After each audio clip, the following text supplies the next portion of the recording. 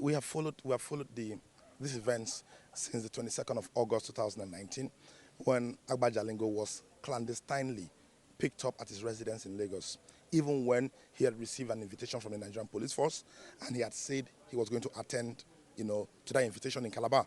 He had made arrangement, bought a flight ticket, and was ready to come to Calabar to attend to the invitation. The police informed him that they had rescinded that call for him to come to Calabar, only for them to appear the next day and take him away. From the very start, the actions of the police has shown very grave bias towards Agba Jalingo. And we are sincerely worried so far about the manner this trial has been going. Let it be on record that as of today, Agba Jalingo has been incarcerated for a total of 75 days. The court has adjourned for another 1 week today. That means he will remain in detention for 82 days. 82 days on 4 charges that are at best flimsy. At best flimsy. Sitting down in that courtroom and hearing the debates and the narratives, it doesn't feel to me as if that is justice. What manner of justice, what character of justice keeps an innocent man in detention for 82 days for doing nothing, simply asking for accountability? What manner of justice is that? I feel personally bad about what is happening with Agba Jalingo currently, and I think that the whole world needs to know about it. There's a mood in this country currently, and the mood is that there is a repression of journalists and people who speak out. Forbes magazine has said it, Amnesty International has said it. The international community is now aware that in Nigeria, lawyers, journalists are being very seriously repressed. Journalists in Nigeria are being repressed, and this is continuing. And it's unfortunate that Agba Jalingo is the latest victim in this new wave of repression of free speech and freedom of assembly, and we feel personally bad about it. In terms of the character of Nigeria's judicial system, I must tell you I am worried, because any kind of judicial system, any kind of justice system that keeps a man who is presumed innocent until he's proven guilty, keeps him in detention for 82 days. 82 days before his innocence is established. There's something essentially faulty about that. Because in the long run, after these 82 days, let's say he's acquitted. What happens to his life wasted for 82 days? What happens to his family, his friends, his loved ones, that you have incarcerated the man for this long? And I'm shocked that the court is still, we're still in the process of adjournments and all that. And the full trial itself is still yet to begin. This makes me lose faith in our judicial system. It makes me feel that maybe justice is not served. Of course, it depends on what you define as justice. Certainly, it is injustice for you to keep an innocent man for 82 days. That is not justice. That's essentially injustice. And I see Agba Jalingo as being a person, a man, a credible Nigerian, an active citizen who has stepped up where other people have remained sleeping.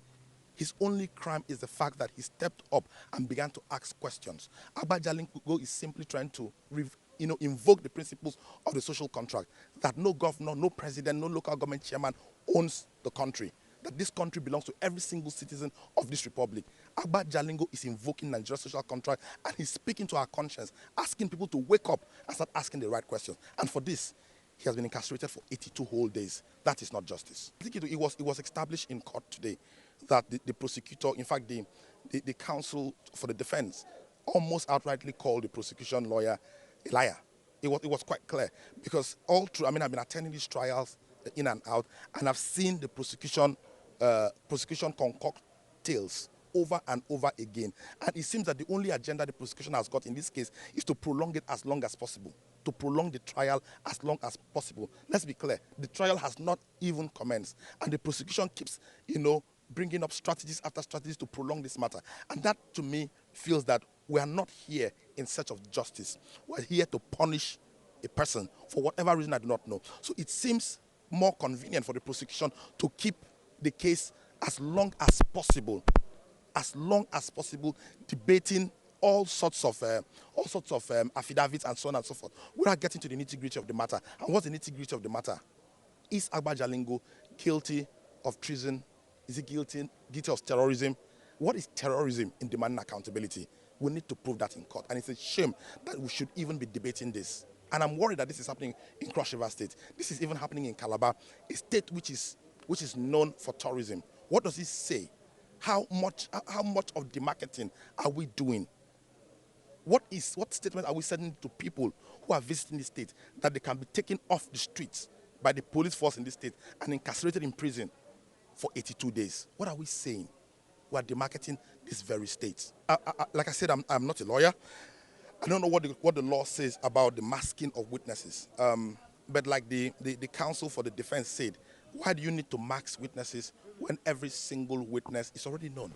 He's put the witnesses, aside from witness number 7, every other witness he has mentioned their phone numbers, their names, and their addresses and who they are. We essentially know who the witnesses are. So how can it, what do you need masking for? I'm not saying this for fact, but I have heard from quarters, there's this fear around the environment that the reason that people are asking for masked witness is so that testimonies can be concocted and witnesses can be manufactured. And that's why we're opposing it. If you think that a man is guilty of a crime, then you should be bold enough to step up and affirm it and say, listen, Mr. Agba Jalingo, you did this at so and so time. You should not be looking for witnesses who are masked and all that. We think that this is not in tandem with open court practices. The rights of Agba Jalingo will be diminished if witnesses are masked. It's not just a new way to cripple journalists, it's a way to shrink the civic space. It's the way to reduce the freedom of assembly, to reduce the freedom of free speech. It's a new norm right now, and it's unfortunate. Unfortunate particularly because people like Agba Jalingo and myself were in the front line in the 1990s fighting for the restoration of democracy. And I can say this, that even during the ignoble days of the Abacha regime, the repression of free press and civil society was not this bad. It wasn't this bad. We fought the military on the streets of Nigeria in order to gain democracy. And it's shameful that 20 years on, we have had to suffer the exact same things which we fought the military for, which we accused the military of doing. It's happening. So yes, the repression of journalists, the repression of society actors is the new norm. It's not just happening in journalism. Different levels of the government, even at the federal government, they are considering laws to stifle free speech, social media, and so on and so forth. It's everywhere. There's a new mood where government and government officials believe that they can censor what citizens think, what they say, how they believe, and how they participate in governance.